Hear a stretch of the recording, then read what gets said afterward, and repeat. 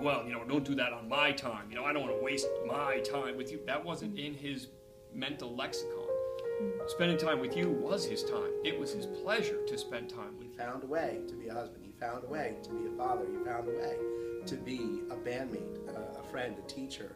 You know, in each of those ways, he always was able to kind of it seemed longer than he always found a way to kind of, you know, make sure that he, not only was he going to do it, but he did it to the best of his ability. He was always looking out for everyone but himself. And he always had the time to, I don't know how he did it, but seeing at the funeral, seeing all those people there, and all of them had a connection to him, but recently had a connection to him. And what baffled me is how did he maintain that connection while he had his kids, while he had his wife. It just baffled me, because I can only keep track of, he was like how everyone keeps track of Facebook. I'm not really on Facebook too much. People yell at me for that. But he did it without Facebook, which made it more challenging for him. But he always knew what was going on with him. My sister had a devastating fire back in November, and she lost everything in her home. And he found out about it. I don't even know how he found out, because he knew everybody, you know, what was going on.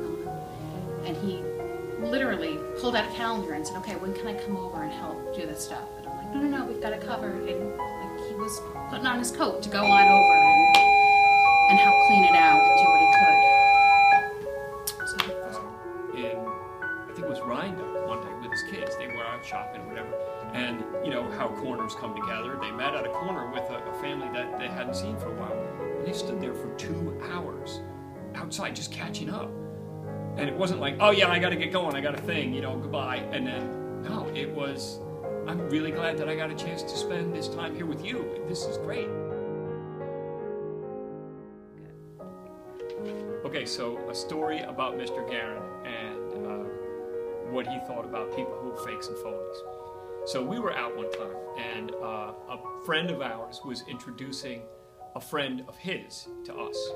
And the guy did this, and it's going to look weird on video, but the guy reached in and shook Mike's hand, but then was scanning the room like this for somebody who might be more interesting. So it was like, hey, come on, shake my hand. It's like, hi, nice to meet you. And then looking around for somebody else. Yeah, that's nice. And it only happened that one time that he told me about, but it was one of those stories that when somebody says that, it shows what it is that they're thinking. You know, a guy reaches, shakes your hand, but he's not with you. He's not really there. He's faking you out. You know, he's shining you on. Yeah, good to meet you. But he's really looking for somebody better than you instead of being with you. And I'm not saying that annoyed Mr. Garan, but it was one of those things that he didn't forget. It was, it made that other guy very memorable, but not in the way I don't think that he wished that he would be memorable. Does that answer your question? He loves somebody, you know. People of low character love their own. You know, this is my kid, this is my team, you go Yankees, you know, but anybody else, you know, screw off on you. But Mike wanted everybody to do well. You know, he wanted to see everyone, even the other team, you know, even he wanted the other team to play well. He wanted his team to win, but you understand what I mean. You know, and I think that if I were going to talk about his character, I would say it's the highest that I would like to aspire to in myself. You know, not to say he's perfect.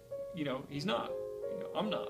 But he brought out the better in me, and I would like to do that for others and for myself. And I think that by being with him. All right. So years ago, we were having an especially tough year with just all the new policies and everything at school, and an email was sent out. He sent it out to the entire building, and he was talking about his son Michael, and how Michael was free from cancer. He had just gotten this amazing news, and I printed it out It's one of the few emails I've ever printed out in my life, and I put it in my top drawer of my desk because it just put everything into perspective. He was putting himself out there. He was not trying to hide who he was as this incredible father, as this incredible just person. And it's still there. It's in my top drawer of my desk, and I go and I look at it every once in a while to remind myself what it's all about. And, I wrecked my car. I wrecked my car many years ago, and I found myself without a car, and a lot of good friends, Mr. Jacob, Mr. Garan, kind of rallied around me, and everybody helped me out in their own way. But in the end, I didn't have a car, and Mr. Garan says, just take my car. I have an extra car, just take my car. Many times people say, oh, how can I help you? And people want to be a good person. People want to rise to the occasion and kind of come to the rescue, be that hero for a person who's down on his luck or her luck and needs somebody to come up big for them. And I think Mike just found a way of doing that without even really ever trying. To just hand car keys over, just here, take my car. That was... My parents were hit real bad with Hurricane Sandy, and he called me up and he insisted on coming down with me to help. And he drove down for 2 hours with me, which was, I'm sure, pretty tough to drive in the car with me for 2 hours, but drove 2 hours down with me to New York City, met my parents, and was not only helping out my parents, but helping out other people in the neighborhood, because everyone was just like robbed of everything they owned. And he helped demolition my parents' basement, which could cost a lot of money, save my parents probably thousands of dollars. And he did it. He met my family too, and drove back up with me, all in one day, and I commend him for that, and I'm appreciative for that, for what he did. Mike was bigger than life. He, you see so many things under the sun, things that make you interested. You say, I think I'd want to try that, riding a motorcycle is cool. I want to try that. Being a scuba diver, I want to try that. Whitewater rafting, I want to do that someday. I want to be in a band someday. Mike said he wanted to do all that, and he did it.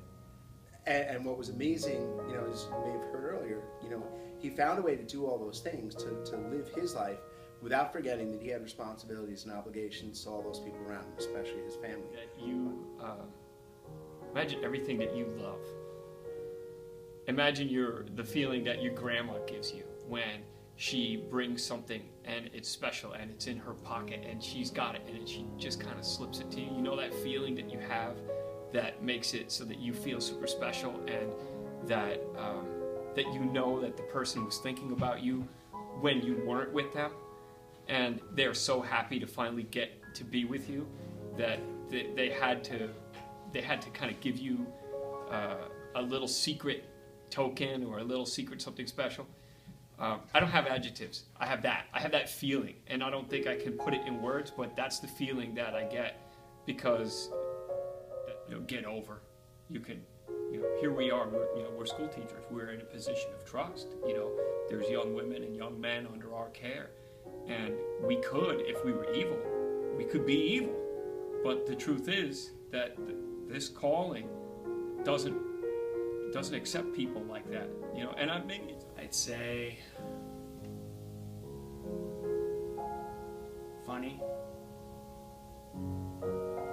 happy,